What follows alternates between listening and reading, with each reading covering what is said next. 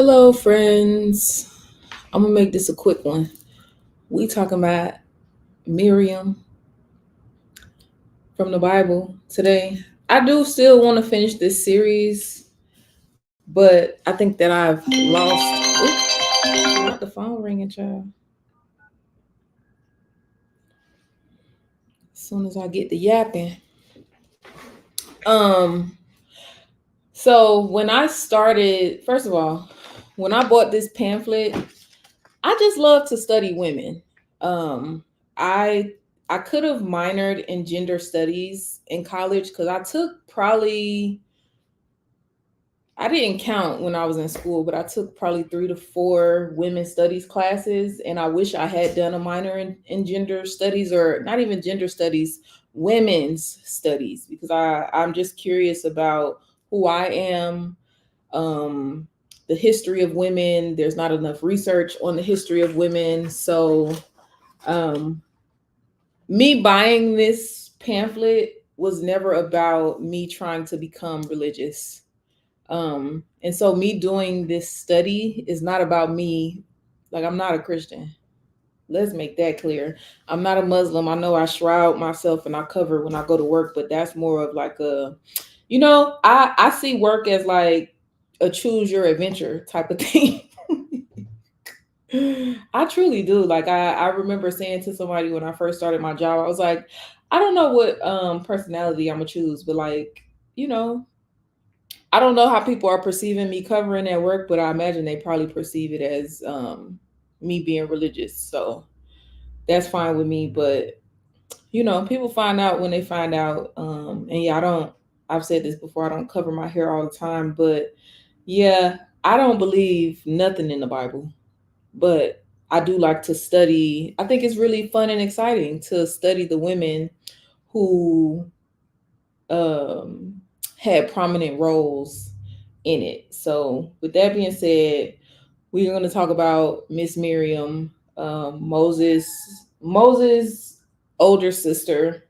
I did watch The Prince of Egypt in preparation for this. I don't think I'm gonna continue reading verses because it's too much.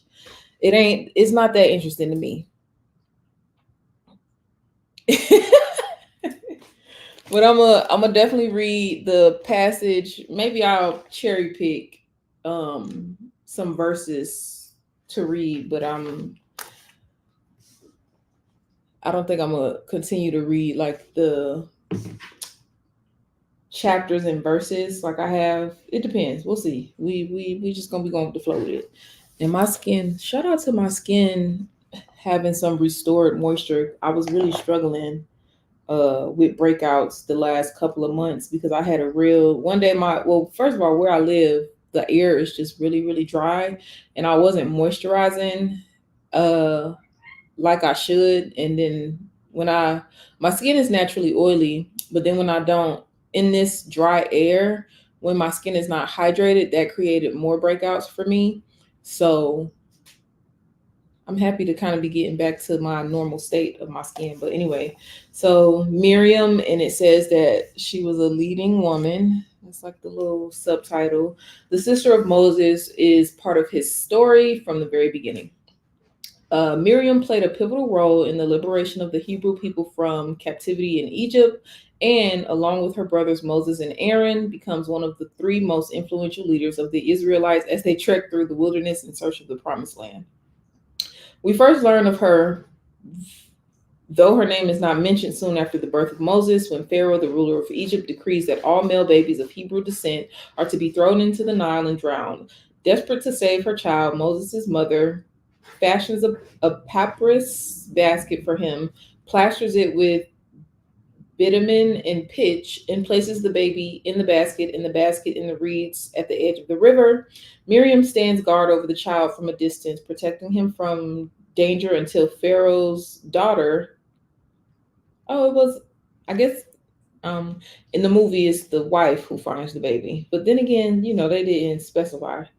Pharaoh's daughter finds the baby and adopts Moses as her own, though she allows Moses' mother to be the child's wet nurse. Interesting. She next appears after God parts the Red Sea to enable the Israelites to escape the Egyptians on dry ground.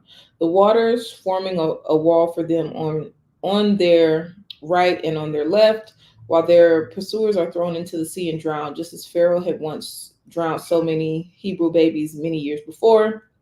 Miriam, now the unofficial leader of the Israelite women and identified as a prophet, leads an impromptu celebration. Then the prophet Miriam, Aaron's sister, took a tambourine in her hand, and all the women went out after her with tambourines and with dancing. And Miriam sang to them, "Sing to the Lord, for he has triumphed gloriously. Horse and rider he has thrown into the sea." Later, as the Israelites suffer a host of privations in the wilderness and start to grumble about Moses' leadership, Miriam and Aaron also begin to question Moses' preeminent position. First, they criticize Moses' marriage to a Cushite woman, presumably Zipporah, a reflection of the Israelites' disapproval of union with foreigners. Next, they question Moses' special relationship with God. Has the Lord only spoken through Moses? Has he not spoken through us also? God sternly sets them straight, noting that he speaks to other prophets in visions and dreams, but with Moses I speak face to face, period. Clearly not in riddles, and he beholds the form of the Lord. For her insubordination, Miriam is struck with leprosy. Dang, a term that referred to a variety of skin ailments in the ancient world, and banished from the Israelite camp for 7 days, after which she is healed and allowed to return, presumably performing faithful service to the Lord for the rest of her days. The Bible reports that Miriam, after many years of wandering with her people, died in the wilderness of Zin in a waterless place called Kadesh. After Miriam's death, the Israelites complain of the lack of water, and at God's direction, Moses strikes a rock twice and produces a copious flow of water for all. Water is everywhere in the story of Miriam, from the Nile to the Red Sea to the water from the rock. And a passage from Exodus 15:21, it talks about, well, basically the picture here is of when she brought all the women to dance with tambourines, and they're depicted as black. Period. I know that's right. Miriam led the women of Israel in a joyous celebration after their escape from Egypt. Um, so my thoughts on this from just not reading this, I think that anybody with critical thinking has questioned the Bible itself of like, so all these people in here, the only ones who spoke to God. That's what you telling me. That not, out of all the people on earth, it's just these folks in here that done had a special encounter. And then it be the people who tell you that they spoken to God, but it's like nobody has proof. Nobody has proof of that. And it's like that's fine. I definitely resonate with having um faith and belief that you cannot see, but to try to hold other people to the faith and beliefs that you cannot see, that's where it get a little iffy for me. Um yeah, just because somebody said something is true or somebody said they spoke to God, that's between you and God. That ain't got nothing to do with me. I like how they kind of say that water is everywhere in her story. I think that that's interesting. I think all humans have connection to water. We're made up of about approximately 70% of water. Um, and it ties back to the moon and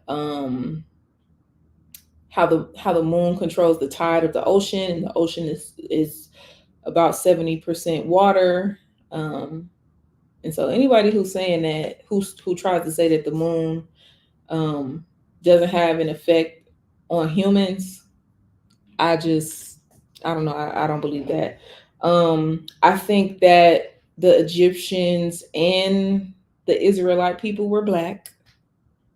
I feel like the Egyptians was probably lighter because that seems to be the nature of how enslaving people. Well, I guess even in well, no, in the Prince of Egypt, everybody was kind of brown. The Egyptians weren't necessarily lighter than the Israelites. And I put that in quotations because I guess if I really want to know the backs, because why were they in Egypt, child? Why were they in Egypt? Yeah,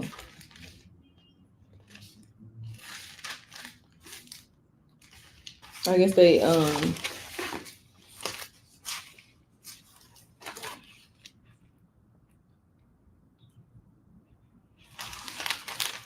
I guess Exodus is right after Genesis, so they were leaving.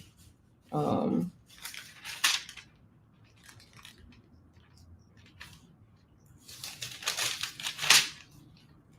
Let me see now. Yeah, I talked about where they were before in my other Women of the Bible lives. Um, but what are my thoughts on how Miriam was depicted uh, in her appearances in the Bible? It seems that she was protective of her baby brother. She was protective of her baby brother. She was steadfast in her faith until it seems like her questioning if God was the only one, or if Moses was the only one who God spoke to. It probably was a bit of jealousy. I wouldn't, we all human and feel different ways when we're not getting our way. So I can see that being like a twinge of jealousy of like, okay, girl, why God only talking to you? But they had already deemed her a prophet. So, but that's just human nature of us feeling a way about the people we interact with sometimes. So I ain't mad at her for that. Um, I can see that she loves to sing and dance. I love that. She's connected to water. I resonate with that. And she's a leader. Nobody had to tell her to make sure her brother was safe. Nowhere in there does it say that the mother told her to do that. Nowhere in the movie does it say her mother told her to do that. So she, you know, believed in his humanity. She had already, knew that his path was divine. So I think that's beautiful. I think that's beautiful. And basically, she was the leader of the song and dance ministry. I definitely resonate with that. And this was a better depiction than, because I ain't gonna lie, I feel like when I did Bathsheba, it rubbed me a little wrong because basically the conclusion that I came to was that the story was not about Bathsheba, but this story is actually, Miriam's story is actually about her and her impact and the fact that she was able to lead herself. And I believe that the depictions in The Prince of Egypt have some trueness to them, that she was probably having encounters or had maybe a few encounters with Moses before he led the Israelites out of Egypt. And so I think that she did have that level of leadership and influence to help Moses get on the path to lead the Israelites out of Egypt. And I think that's beautiful. I think it shows that, women can be leaders. Women are faithful and have I don't know, have strong belief systems. And I don't, I haven't read through enough of this to be like, oh, I was gonna say I wish there were more women in the Bible like this, but so far she seems to be the only one, in my opinion, who like actually did something. Because yeah, I wasn't feeling a lot of these ladies in here so far. I think, okay, Eve just seemed naive. Maybe that's where her name came from, naive. Cause baby, um,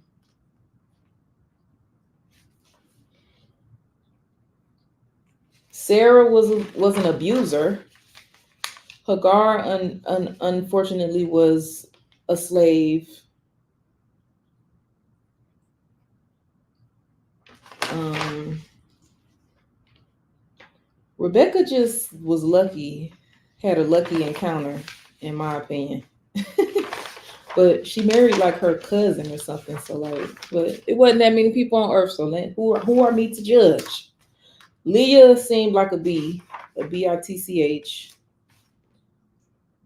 Um, or is that Rachel that I'm thinking of? Um, who else? I will say I liked Ruth and Naomi. I liked Ruth and Naomi. That was a beautiful friendship. I was feeling that one for sure. Um, whichever one was the one who helped her son trick the other one, wasn't feeling her. Was not feeling her. Um, Bathsheba, in my opinion, was just an unfortunate victim. And so yeah, like up until this point, I'm like, what were the girls doing in this here Bible? So I think so far, and yeah, Miriam is only in Exodus, which is the second chapter of the Bible. So shout out to Miriam for doing the Lord's work of child leading a man to his true path. It's what we do. It's what we do. um, I really don't have too much, but I took the last 2 weeks off because baby, I was feeling burnt out from the class that I was taking, and then I had my vacation last week, but I want to get back to doing this every week because there are some chapters that I'm like really excited to talk about. Um, and really get into it and ask the hard hitting questions. Um, because yeah, even I have the the women of the Bible who men like to demonize. They're really no different than the women I've covered so far, to be honest. So I can't wait to start talking about those women, and maybe next time I'll continue to read the biblical chapters just so I can make these a little bit longer. Yeah, I usually hit about 40 minutes with these, but I didn't read any chapters today. But if you want to know about Miriam, pick up Women of the Bible Inspirational Stories of Strength, Faith, and Courage from the Centennial Collector's Edition and watch The Prince of Egypt. That's really the only context you need. Yeah. Cause yeah, I didn't know that right in the movie in The Prince of Egypt, they have the Pharaoh's wife find Moses, but the more accurate biblical depiction was that it was the Pharaoh's sister, which means it was Moses's adopted sister who found him, not his adopted mother, which that doesn't really change the story that much, so I guess it's fine. And I think also when I was reading this, it said that it sounded like they parted the Red Sea before. Um,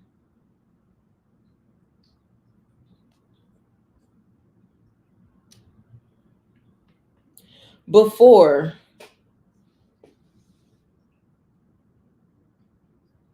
they escaped. I don't know. Maybe I will read it. I just didn't feel like reading it today. Thursdays just be given lay down and watch a movie and have a couple of snacks, which is what I'm about to go do.